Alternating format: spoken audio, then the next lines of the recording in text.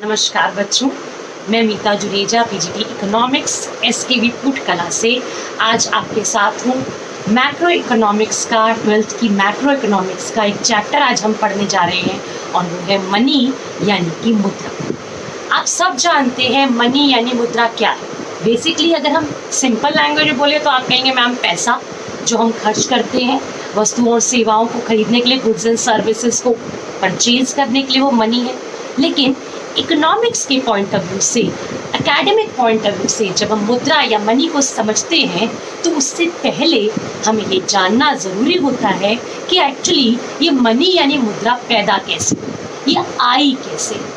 उसके लिए हमें थोड़ा सा पीछे जाना पड़ेगा, थोड़ा नहीं एक्चुअली ज़्यादा पीछे जाना पड़ेगा मुद्रा को समझने के लिए।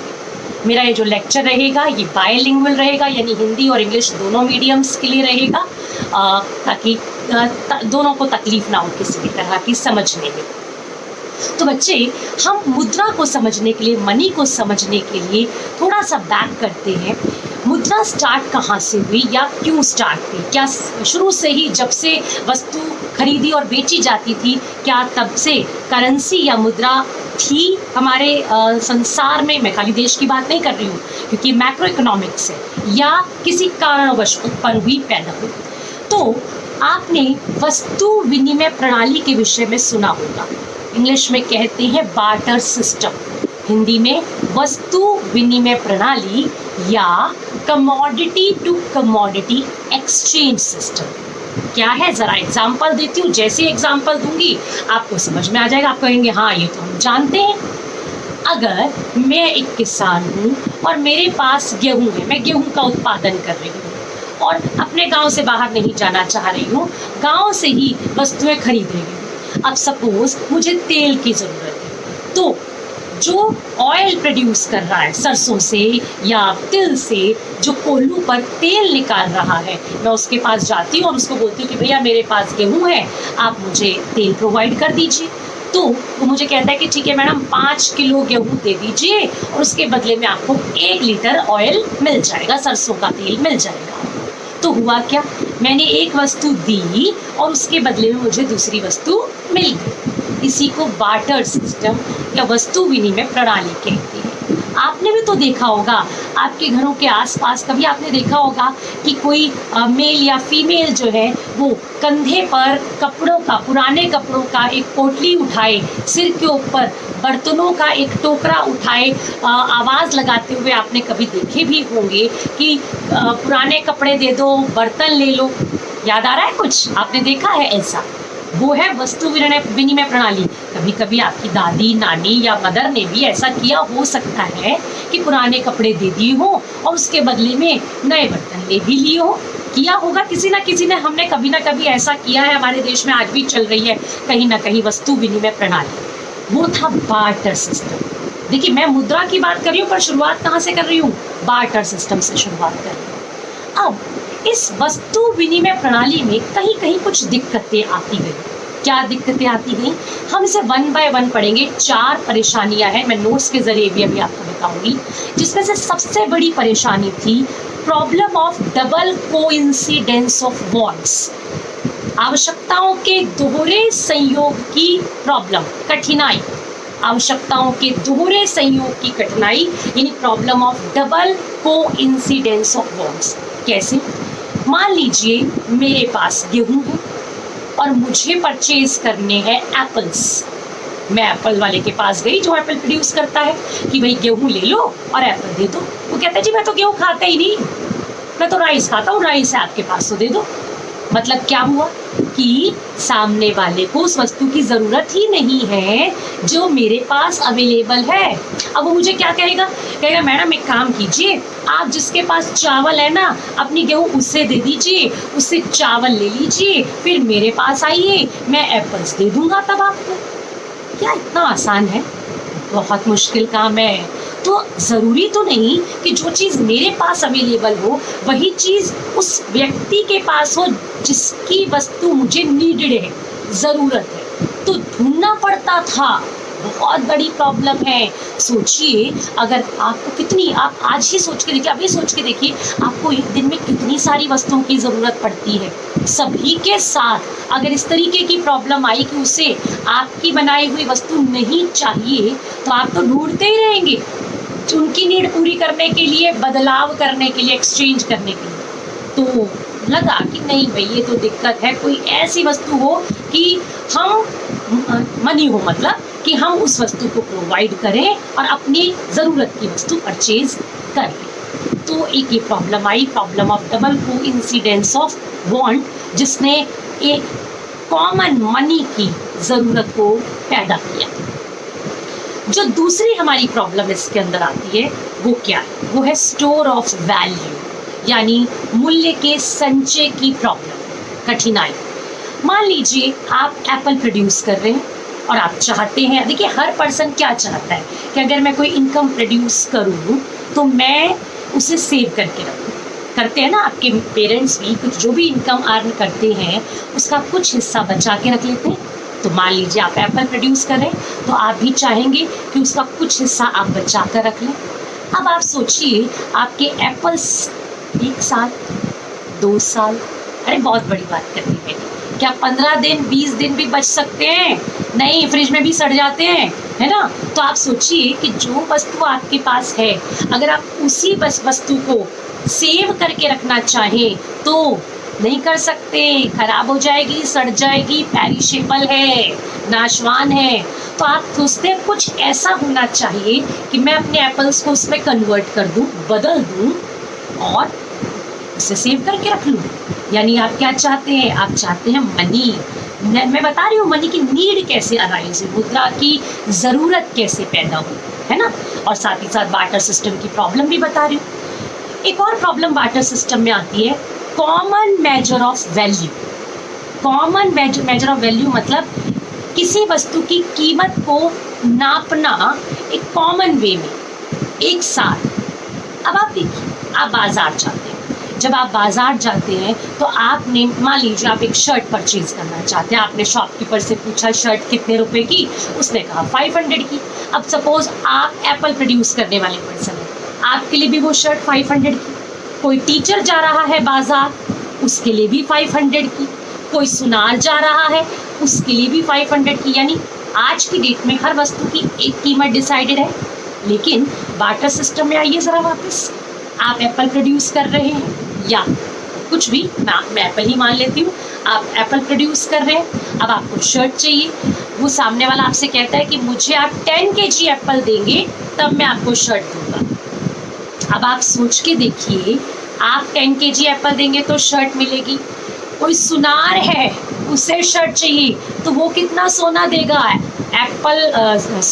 शर्ट को और सोने को आप कंपेयर कीजिए, कितना कितना कम सोना। एक टीचर है, वो कितने घंटे उस शर्ट वाले के बच्चे को पढ़ाएगा तो उसे एक शर्ट मिलेगी। यानी हर एक के लिए एक शर्ट की कीमत कुछ अलग। टीचर के लिए हो सकता है 2 आवर्स की स्टडी प्रोवाइड करना, एक सुनार के लिए हो सकता है 0.1 या 0.0001 ग्राम गोल्ड प्रोवाइड करना, आपके लिए 5 kg एप्पल प्रोवाइड करना, किसी और के लिए 2 किलो गेहूँ प्रोवाइड करना, किसी के लिए 5 लीटर तेल प्रोवाइड करना। ये उस शर्ट की वैल्यू होगी। तो इसका मतलब एक शर्ट के हजारों मूल्य, कितना मुश्किल काम। तो क्या होना चाहिए? एक मूल्य होना चाहिए, यानी मुद्रा चाहिए, ताकि समान कीमत लगाई जा सके। और एक इम्पॉर्टेंट प्रॉब्लम आती थी बार्टर सिस्टम में, यानी वस्तु विनिमय प्रणाली में, और वो था स्टैंडर्ड ऑफ डेफर्ड पेमेंट। दोबारा बोलती हूँ, स्टैंडर्ड ऑफ डेफर्ड पेमेंट, यानी स्थगित भुगतानों के लिए कठिनाई उत्पन्न होना। अब बड़ा मुश्किल वर्ड है ये डेफर्ड पेमेंट या स्थगित भुगतान। अरे नहीं, सिंपल सा वर्ड है, ये तो इकोनॉमिक्स ने थोड़ा सा मोटा वर्ड बना दिया। वर्ड ये कहता है कि आपको अगर उधार आपने लिया है तो उस उधार की पेमेंट कैसे करें अगर मनी ना हो तो। बार्टर सिस्टम में मान लीजिए आपने गाय उधार ली किसी से और बोला जी 5 साल बाद वो गाय लौटा दूंगा। अब सोच के देखो, 5 साल बाद गाय अगर भगवान को प्यारी हो गई, कोई भी आप ले लीजिए, मैं गाय का एग्जाम्पल ले रही हूँ, भेड़, बकरी, हाथी, कुछ भी ले लीजिए आप, है ना। अगर सपोज या वो बूढ़ी हो गई, ठीक है, तो क्या होगा बच्चों, आप वापस कर पाएंगे? वो जिससे आपने उधार लिया था वो तो कहेगा मुझे तो वही चाहिए जो मेरा था, नहीं कर पाएंगे ना वापस। तो उधार लेना देना बड़ा कठिन हो जाता था बार्टर सिस्टम में, क्योंकि स्टैंडर्ड नहीं था वापसी का। लेकिन अब है, अगर मुद्रा है तो आपने अगर किसी से 10,000 रुपये उधार लिए हैं तो आप उसे उतनी ही आसानी से वापस कर सकते हैं। वो ये नहीं देखेगा कि मेरे वाले नोट ही हैं, बस उसे मूल्य उसका वापस मिल जाएगा। तो जब मुद्रा के आने से पहले, मुद्रा के मनी के इवोल्यूशन से पहले वस्तु विनिमय प्रणाली थी, बार्टर सिस्टम था, तो उसमें इस तरह की प्रॉब्लम्स आया करती थी। तो इसके लिए नीड अराइज हुई कि मनी आनी चाहिए और मुद्रा इंट्रोड्यूस हुई। आज मैं अब आपको कुछ नोट्स के जरिए बताती हूँ मुद्रा से संबंधित इस टॉपिक को वाइंड अप करने के लिए। तो बच्चे आप देखें, हम स्टार्ट कर रहे हैं 12th इकोनॉमिक्स में नोट्स के हिसाब से मनी या मुद्रा। सबसे पहले आपके पास आता है बार्टर सिस्टम यानी वस्तु विनिमय प्रणाली, जिसे मैंने अभी आपके साथ डिस्कस किया। आपके सामने यहाँ मीनिंग लिखा है, it refers to exchange of goods for goods. यानी अगर हिंदी मीडियम वाले बच्चे ध्यान से सुने, मैं हिंदी में ही लेक्चर दे रही हूँ, तो आप मेरे लेक्चर को सुनकर और लिख सकते हैं। It refers to exchange of goods for goods, यानी वस्तु के बदले अगर हमें वस्तु मिलती है तो वो है वस्तु विनिमय प्रणाली। बच्चों इसे इंग्लिश में कमोडिटी टू कमोडिटी एक्सचेंज भी कहा जाता है। ये आपके एमसीक्यू में पूछा जा सकता है, कमोडिटी टू कमोडिटी एक्सचेंज। देखिए मैंने लिखा यहाँ पर, या सी इकोनॉमी वर्ड भी यूज करते हैं हम, तो कभी कभी सी इकोनॉमी हिंदी मीडियम वालों के लिए भी और इंग्लिश मीडियम वालों के लिए भी एक ही बात है। एग्जाम्पल दिया है, मैं वैसे काफी डिस्कस कर चुकी हूँ कि वीट के बदले में आप क्लोथ खरीद रहे हैं या ऑयल खरीद रहे हैं, तो वो बार्टर सिस्टम है। फिर हमने बार्टर सिस्टम की प्रॉब्लम्स पढ़ी थी, जिसमें दोहरे सहयोग की कठिनाई यानी कि डबल को इंसिडेंस ऑफ बॉन्ड्स, मूल्य के समान इकाई की अभाव, मूल्य के समान मतलब प्राइस की, इसे आप प्रॉब्लम ऑफ प्राइस भी कह सकते हैं।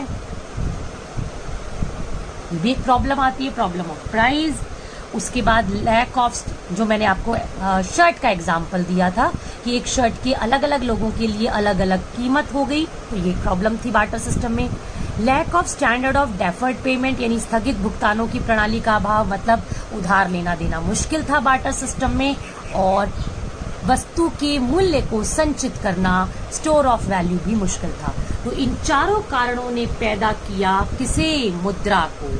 और फिर मुद्रा अलग अलग रूपों में आई, आज नहीं है, ये खाली करेंसी ही नहीं है, इससे पहले हमारे देश के अंदर या वर्ल्ड के अंदर अलग अलग तरह की मुद्राएं चली, सोने की गिन्नियां, तांबे के सिक्के, इसके अलावा और चीजें, जैसे अब आप देखते हैं प्लास्टिक मनी आ गई है, करेंसी के साथ साथ बैंक मनी आ गई है, ऑनलाइन ट्रांजैक्शन वाली चीजें आ गई हैं, तो ये सब मुद्रा का ही पार्ट है। लेकिन जब हम बच्चों से ये पूछते हैं कि मनी क्या है, तो बच्चे बड़ी भारी मिस्टेक कर देते हैं एक नंबर के क्वेश्चन में कि रुपए को मुद्रा कहते हैं। गलत। देखिए मनी का मीनिंग अगर एक नंबर आपने लेना है तो क्या है, money is anything which is generally accepted as medium of exchange. Money वो है, कोई भी ऐसी चीज जिसे लेन देन के लिए जनरली हम एक्सेप्ट करते हैं, लेन देन के लिए यूज करते हैं, जिसे किसी एक वस्तु की कीमत के लिए उपयोग किया जा सकता है निर्धारण के लिए, मेजर ऑफ वैल्यू, जिसे संचय करके रखा जा सकता है, स्टोर ऑफ वैल्यू, जिसे उधार लेन देन के लिए, mean for standard of deferred payment, उधार लेन देन के लिए भी उपयोग किया जा सकता है। यानी अगर आप ध्यान से देखो तो मैंने वही सारी चीजें तो बोली जो बार्टर सिस्टम की प्रॉब्लम थी। आप देखिए लेन देन के लिए मीडियम ऑफ एक्सचेंज आप देख सकते हैं इसके अंदर, है ना, और मेजर ऑफ वैल्यू यानी किसी वस्तु की कीमत के निर्धारण के लिए, वस्तु के मूल्य को संचय करने के लिए, या फिर उधार लेन देन को पूरा करने के लिए जो भी वस्तु देखिए एनीथिंग लिखा है, प्रयोग में लाई जाती है, उसी को मुद्रा कहा जाता है। ये है डेफिनेशन याद रखिएगा, गलत नहीं लिखना है, 1 मार्कर के लिए भी इम्पोर्टेंट है। और फिल इन द ब्लैंक्स आ सकता है, MCQ आ सकता है इस पे मनी के ऊपर। अब हमारे कोर्स में मनी के बार्टर सिस्टम हमने पढ़ा कि बार्टर सिस्टम क्या है, प्रॉब्लम्स क्या हो सकती हैं बार्टर सिस्टम की, मनी का मीनिंग पढ़ा। अब हमारे कोर्स में है मीनिंग ऑफ मनी सप्लाई। बच्चों ये बहुत इंपॉर्टेंट है, देखिए सामने स्क्रीन पर आपके पास मीनिंग ऑफ मनी भी है और मीनिंग ऑफ मनी सप्लाई भी है, दोनों में फर्क है। देखें जरा क्या फर्क है। Meaning of money supply, money तो देखा आपने, मीनिंग ऑफ मनी सप्लाई क्या चीज है। मनी सप्लाई बेसिकली इंडिया के अंदर या भारत में, हमारे देश में हमारा जो केंद्रीय बैंक है, मतलब रिजर्व बैंक ऑफ इंडिया, वो मनी की सप्लाई करता है, मतलब मुद्रा की आपूर्ति करता है। अब जितना reserve bank of India money बनाता है उसका प्रिंट करता है करेंसी का। आपको ये पता होना चाहिए कि रिजर्व बैंक ऑफ इंडिया 1 रुपए का नोट और सिक्के छोड़कर बाकी जितनी भी करेंसी है वो RBI प्रिंट करता है, जो हमारा केंद्रीय बैंक है। तो वो जितना भी प्रिंट करता है और उसके पास पड़ा हुआ है करेंसी या गोल्ड, वो सारा का सारा मनी सप्लाई, वो मनी का स्टॉक है, नॉट मनी सप्लाई, मनी का स्टॉक है। उस स्टॉक में से जो पब्लिक के पास एक समय पर पैसा है, देखिए money supply refers to total volume of money held by public, ये वर्ड इंपॉर्टेंट है, at a particular point of time in an economy is called money supply. यानी एक निर्धारित विशेष समय पर पब्लिक, जनता के पास जो भी करेंसी है, वो करेंसी है या और जनता के पास जो पैसा है, मैं अभी आगे बताऊंगी कि क्या चीज और जनता के पास है, वो मनी सप्लाई कहलाती है। स्टॉक यानी कि टोटल मनी के स्टॉक का वो हिस्सा। देखिए हिंदी में लिखा है मुद्रा आपूर्ति से तात्पर्य क्या है, मुद्रा के स्टॉक का वो हिस्सा जो किसी निश्चित समय में जनता के पास उपलब्ध है। याद रखिएगा, जनता के पास उपलब्ध होना चाहिए, वो मनी का सप्लाई माना जाएगा। और इसके लिए खास चीज जनता के पास उपलब्ध है, यानी पब्लिक के पास जो पैसा पड़ा है, अपना पैसा, पब्लिक का पैसा, वो इसमें शामिल होता है। गवर्नमेंट का पैसा शामिल नहीं होता इसके अंदर, जनता का पैसा शामिल होता है। इंपॉर्टेंट चीज है। दूसरा ये एक स्टॉक कॉन्सेप्ट है। स्टॉक कॉन्सेप्ट का मतलब क्या हुआ, इसे एक निश्चित समय बिंदु पर मापा जाता है ना। जैसे एग्जाम्पल दिया, मार्च 31, 2020 को देश में मनी सप्लाई कितनी है, मुद्रा की आपूर्ति कितनी है, तो ये मार्च 31, 2020 की बात हुई। एक पर्टिकुलर पॉइंट ऑफ टाइम है ना, एक डेट मेंशन है आपकी, तो इसीलिए ये स्टॉक का कॉन्सेप्ट है। ये इसलिए बता रही हूं मैं कि आप MCQ के लिए यूटिलाइज हो सकते हैं दोनों पॉइंट्स आपके। अब मनी की सप्लाई को कैसे नापा जाता है बच्चे, हमारे पास वैसे तो रिजर्व बैंक ऑफ इंडिया के द्वारा 4 मेजर्स अपनाए जाते हैं इंडिया में कि मनी की सप्लाई कितनी है, इसे नापने के लिए मुद्रा की आपूर्ति कितनी है। मैं बार बार मनी सप्लाई वर्ड यूज कर रही हूँ, हिंदी में इसे कहते हैं मुद्रा की आपूर्ति। तो रिजर्व बैंक ऑफ इंडिया ने 4 तरीके अपनाए हैं, M1, M2, M3 और M4 मनी की सप्लाई को नापने के लिए। लेकिन अभी आपके कोर्स में 12th लेवल पर सिर्फ M1 है, स्टडी करना है, और M1 का फॉर्मूला पूछा जाता है। M1 क्या है, तो M1 मनी को नापने का सबसे नैरोएस्ट मेजर है, सबसे सक्रिय मेजर है जो हम मनी की सप्लाई से नापते हैं। और इसमें क्या आता है, जनता के पास पड़ी हुई करेंसी, C मतलब करेंसी यहाँ पर डिनोट कर रहा है, और DD डिनोट कर रहा है डिमांड डिपॉजिट्स को। जनता के पास जो करेंसी है, किस रूप में, कैश के रूप में, करेंसी के रूप में, या मतलब नोटों के रूप में और कॉइन्स के रूप में, जनता के पास जो नगद पड़ा है वो, प्लस जनता की मांग जमा जो बैंकों के पास है, डिमांड डिपॉजिट्स विद बैंक्स। अब इसको समझो जरा, इसका क्या मतलब है। इसका मतलब है पब्लिक के पास हाथ में पड़ा हुआ पैसा, घर में पड़ा हुआ पैसा, और जनता का जो पैसा बैंकों में पड़ा है। आप जानते हैं बैंकों में 3 तरह के अकाउंट होते हैं, फिक्स डिपॉजिट, करंट अकाउंट और सेविंग अकाउंट। फिक्स डिपॉजिट को आप जब मर्जी चाहे पैसा नहीं निकाल सकते, एक निश्चित समय अवधि के बाद ही आप पैसा अपना निकाल सकते हैं। लेकिन जब हम बात करते हैं सेविंग अकाउंट की और करंट अकाउंट की, तो यहाँ से पैसा मैं यहाँ लिख रही हूँ, आप देखें, करंट अकाउंट और सेविंग डिपॉजिट्स, इनका पैसा हम अपनी जब जरूरत होती है, जब मांग होती है तो हम निकलवा सकते हैं, इसलिए इनको मांग जमा कहा जाता है, डीडी यानी डिमांड डिपॉजिट्स कहा जाता है। मैं यहाँ फुल फॉर्म लिख रही हूँ आपके लिए, डिमांड डिपॉजिट्स। तो बड़ा सिंपल सा पॉइंट है, सरकार जनता के पास जो पैसा घर में रखा है करेंसी और कॉइन्स के रूप में, या जो उनका करंट अकाउंट और सेविंग अकाउंट में जो पैसा जमा है बैंकों के पास, वो आता है M1 के अंदर मनी की सप्लाई में, और मनी की सप्लाई होती है C+DD। तो आप देखिए जरा हमारे पास क्या चीजें हैं। हमने पढ़ा बार्टर सिस्टम, हमने पढ़ा problem of barter system, money का मीनिंग, मनी सप्लाई के मीनिंग के साथ, और फिर M1 यानी कि मेजर ऑफ मनी सप्लाई पढ़ा। अब यहाँ पर आपको किन किन क्वेश्चंस को आप सॉल्व करने लायक बन गए वो भी देख लेते हैं एक बार। Exercise to do for students on money, आपका पूरा चैप्टर कंप्लीट है और आप इस चैप्टर की वीडियो देखने के बाद बता पाएंगे बार्टर सिस्टम क्या है, यानी वस्तु विनिमय प्रणाली क्या है। 1 मार्क के लिए क्वेश्चन पूछा जाता है। मनी किसे कहते हैं, मुद्रा का आपको डेफिनेशन देना है, वो भी 1 नंबर के हिसाब से लिखना है। मनी की सप्लाई यानी मुद्रा की आपूर्ति क्या है, वो भी 1 नंबर के हिसाब से लिखना है। 4th क्वेश्चन आपके पास है, what were the drawbacks of barter system, यानी कि वस्तु विनिमय प्रणाली के दोष क्या है। 3 नंबर के हिसाब से 1 या 2 दोष पूछे जा सकते हैं, आपको सभी याद करने हैं। और M1 को डिफाइन करना है। डिफाइन एक्चुअली होता है सिर्फ फॉर्मूला ही, अदरवाइज अलग कोई डेफिनेशन नहीं है। M1 को डिफाइन करना है और एक्सप्लेन करना है। एक्सप्लेन में क्या करना है, इसके फॉर्मूले को कि C क्या चीज है और DD क्या चीज है।